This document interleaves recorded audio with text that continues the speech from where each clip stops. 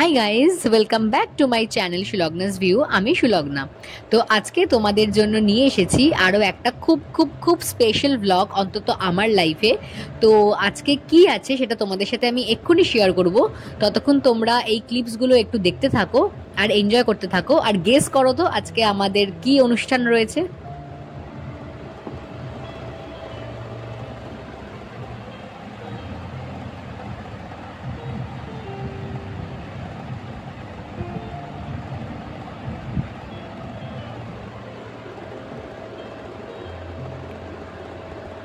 তো গাইজ, নিয়ে চলে এসেছি তোমাদেরকে মা রক্ষাকালীর সামনে।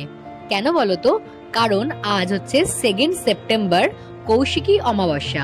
আর এই কৌশিকী অমাবস্যায় আমাদের কিন্তু প্রত্যেক বছর রক্ষাকালী মায়ের কিন্তু পুজো হয়। এবার তোমরা হয়তো ভাবছো এই জায়গাটা কোথায়। এই জায়গাটা হচ্ছে আমার বাড়ির ঠিক সামনে। তো তোমরা সবার আগে দেখে নাও, আমাদের পুজো কিন্তু উদ্বোধন করতে এসেছেন মন্ত্রী অরূপ রায়। তো দেখতেই পাচ্ছ, এটা হচ্ছে পুরো প্যান্ডেলের ডেকোরেশন, এবং এই শাড়িটা আমি পরেছিলাম সেদিনকে পুজোর জন্য। আর আমি কিন্তু সারা দিন সারা রাত উপোস করেছিলাম, যেহেতু রাত্রিবেলায় কিন্তু পুজো হয়, এই রক্ষাকালী মায়ের পুজো। তো সারা রাত কিন্তু আমাদের উপোস করে থাকতে হয়, এবং ভোরবেলা সূর্য ওঠার আগেই কিন্তু মায়ের প্রতিমা কিন্তু বিসর্জন করা হয়। তো দেখতেই পাচ্ছ আমি এখন প্যান্ডেলে বসে আছি। তো তোমাদের যেটা শেয়ার করছিলাম সেটা হচ্ছে, এই পুজোটা কিন্তু শুরু হয়েছিল আমাদের 2011 সাল থেকে। তখন আমি ক্লাস 8-এ পড়ি। তো সেই সময় থেকেই পুজোটা কিন্তু স্টার্ট হয়। এবার তোমরা দেখতে পাচ্ছ এখানে অনেক ট্রফি প্রাইজ সাজানো রয়েছে। তো যারা মাধ্যমিক উচ্চ মাধ্যমিকে ভালো ফল করেছে, তো তাদের জন্য এই ট্রফি সাজানো রয়েছে। আমার বাবা শ্রী পল্টু বণিকের উদ্যোগে কিন্তু এই পুজোটা আয়োজন করা হয়েছে। আমার বাবার একটা ক্লাব আছে, সেই ক্লাবের নাম হচ্ছে বেলুর ভরসা ওয়েলফেয়ার সোসাইটি। তো সেই সোসাইটির পক্ষ থেকে কিন্তু পুজোটা হচ্ছে। তো এখন আমার বাবা, মন্ত্রী অরূপ রায় সবাই মাকে মাল্যদান করলেন। আর দেখতেই পাচ্ছ এসে গেছে আমাদের খুব প্রিয় কাছের একজন অভিনেত্রী, সুভদ্রা আন্টি। তো উনিও এসেছিলেন আমাদের পুজোতে। তো এখন তোমরা দেখে নাও ভোগে কি কি হয়েছিল। ভোগে হয়েছিল খিচুড়ি আর তরকারি, আর তার সাথে ছিল পায়েস।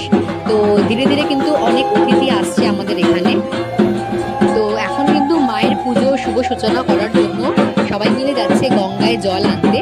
তো শুনে দেখতেই পাচ্ছ আমাদের যে বেলুর ভরসা ওয়েলফেয়ার সোসাইটি ক্লাব রয়েছে, আমার বাবা এই ক্লাবের হচ্ছে একদম মানে প্রধান আর কি মেম্বার। তো তার আন্ডারেই পুজোটা কিন্তু আমাদের প্রত্যেক বছর হয়। তো ক্লাবের প্রত্যেক সদস্যরা মিলে, ছেলে মেয়ে, আন্টি আঙ্কেল সবাই মিলে যাচ্ছে এখন গঙ্গায় আমাদের জল আনতে। তো আমাদের বাড়ির একদম সামনেই কিন্তু গঙ্গা রয়েছে, গঙ্গা মা রয়েছেন। তো এই জন্য আমাদের ভীষণ সুবিধা হয় গঙ্গায় যাওয়ার জন্য। তো দেখতেই পাচ্ছ প্রত্যেক দলে দলে কিন্তু গঙ্গায় যাচ্ছে, এবং গঙ্গা থেকে তারা ফিরেও এসেছে। তো জল ভরে কিন্তু সবাই চলে এসেছে গঙ্গা থেকে। আর এদিকে আমাদের পুজো স্টার্ট হবে, আর এদিকে আমাদের গেস্টদেরও, আমাদের যারা অতিথি এসেছে তাদের বরণ করার পর্ব চলছে এখানে।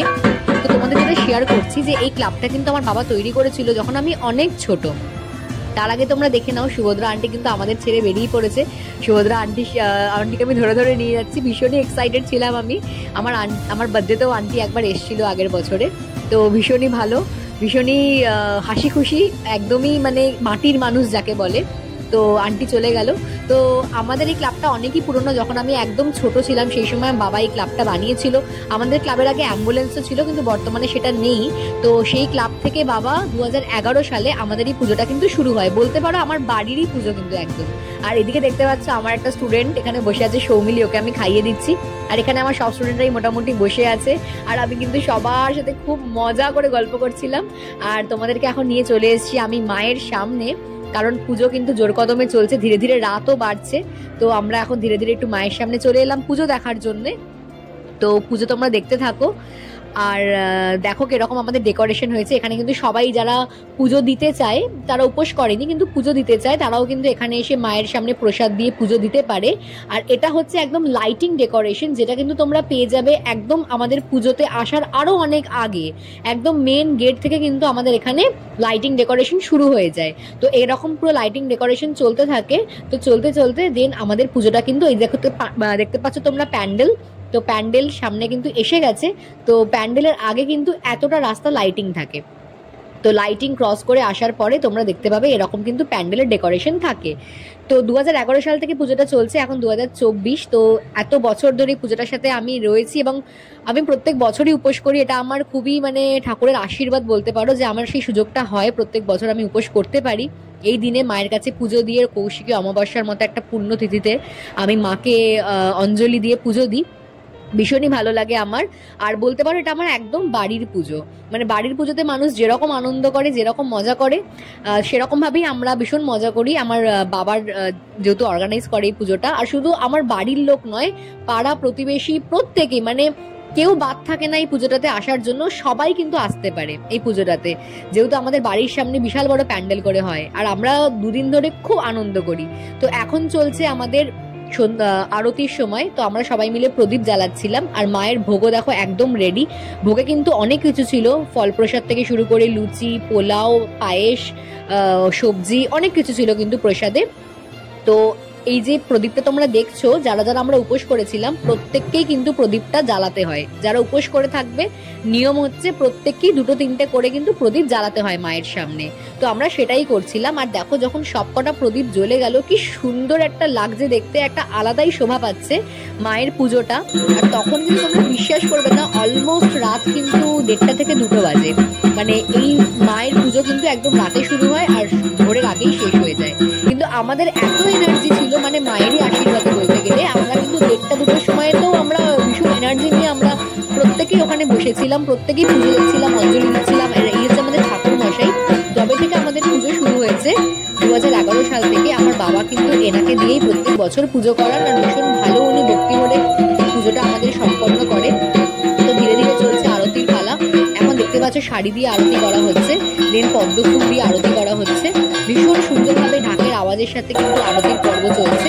এখন চামরের সাথে মায়ের আরতি চলছে। আমরা প্রত্যেকেই মোটামুটি সারা রাতই জেগেছিলাম, ভীষণ ভালো করে আমরা পুজো দেখছিলাম। তো আমার বাবা এখন এসে গেছেন মাকে ভোগ প্রসাদ খাওয়াতে, আর এই দৃশ্যটা ভীষণই একটা আমার কাছে গর্বের বলতে পারো, বা ভীষণই একটা খুশির, যে আমার বাবা নিজের হাতে মাকে প্রসাদ খাইয়ে দিচ্ছে। এই জিনিসটা মানে ভীষণই আমার কাছে একটা আশীর্বাদের মতো। আশীর্বাদ না থাকলে সত্যি মাকে নিজের হাতে প্রসাদ খাওয়ানো যায় না। তো দেখতেই পাচ্ছ কিন্তু পুজো চলছে। আর এবার তোমরা দেখে নাও, আমরা কিন্তু অঞ্জলি দেওয়ার জন্য একদম রেডি।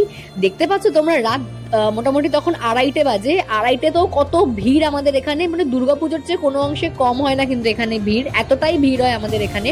তো 2:30 সময় তো আমরা সবাই জেগে রয়েছি, অঞ্জলি দিচ্ছি মায়ের কাছে, যাতে সব কিছু আমাদের দুঃখ দুর্দশা কেটে যায়, সব মানুষেরা ভালো থাকে। আর এখন শুরু হয়ে গেছে যজ্ঞ। যজ্ঞ যখন শুরু হয় মোটামুটি ধরে নিতে পারো পুজোর কিন্তু শেষ পর্যায়ে, কারণ যজ্ঞের পরেই মোটামুটি পুজোটা কিন্তু সম্পন্ন হয়। তো আমার বাবাই মেন যজ্ঞটা করেন, তো ওখানে বসে যজ্ঞটা সম্পন্ন হচ্ছে। ধীরে ধীরে ঘি, কাঠ এসব দিয়ে যজ্ঞের আগুন ধরানো হচ্ছে। আর কথায় বলা হয় যজ্ঞের আগুন যত জ্বলবে তত নাকি সেটা ভালো দিক আর কি, শুভ দিক সেই জিনিসটা। তো যজ্ঞের পরে এবার মাকে বরণের পালা, মায়ের বিদায়ের পালা। তো যখনই এই সময়টা আসে আমাদের প্রত্যেকেরই খারাপ লাগে, স্পেশালি আমার কিন্তু ভীষণ খারাপ লাগে, কারণ এই পুজোটা আমি তোমাদেরকে বললামই যে আমার ঘরের পুজো বলতে পারো তোমরা। তো ভীষণই কান্না পায় এই সময়টা আমার। তো মাকে এখন দেখতেই পাচ্ছ বিসর্জনের জন্য একদম প্রস্তুত করা হচ্ছে, এই ভ্যানের ওপর তোলা হচ্ছে ধীরে ধীরে মাকে। আর মায়েরও জানি না অটোমেটিক্যালি আমার মনে হয় যেন মাও আমাদের ছেড়ে চলে যাওয়ার সময় মায়েরও চোখটা জল জল হয়ে যাচ্ছে, মানে মাও হয়তো কাঁদছে আমাদের ছেড়ে চলে যাওয়ার সময়। তো আমি যেহেতু বললাম আমাদের বাড়ির সামনেই গঙ্গা, আর তখন কিন্তু ভোর 4টে বাজে, তখনও দেখেছো কত ভিড়, মানে ভোর 4টের সময় তো আমাদের প্রচুর ভিড় ছিল সেই সময়তে বিসর্জনের টাইমে। তো এখন মাকে ধীরে ধীরে গঙ্গার সামনে নামানো হচ্ছে। আর একটাই আশা যে প্রত্যেক বছর যেন এই পুজোটা আমরা করতে পারি, স্পেশালি আমার বাবার তাগিদে এই পুজোটা হয়, আমার বাবাও যেন প্রত্যেক বছর এই পুজোটা অ্যারেঞ্জ করতে পারে, আর তার ফলে আমরাও এটা এনজয় করতে পারি, উপোস করতে পারি, মায়ের জন্য পুজো করতে পারি। তো এই আশা নিয়েই আমরা মাকে বিদায় জানাই প্রত্যেক বছর, যেন আসছে বছর আবার হবে, এটা নিয়েই আমরা কিন্তু আমাদের কান্নার সাথে মাকে বিদায় জানাই। এই সময়টাই কিন্তু ভীষণ কষ্টের, দেখতেই পাচ্ছ মাকে জলে ভাসিয়ে দেওয়া হলো, মায়ের বিসর্জন হয়ে গেল। তো তোমরা ভালো থেকো, সবাই সুস্থ থেকো, সবার কাছে সবার জন্যই মায়ের কাছে প্রার্থনা করি যেন মা সবাইকে ভালো রাখে, সুস্থ রাখে। দেখা হচ্ছে তোমাদের সাথে কোনো নেক্সট ভিডিওতে।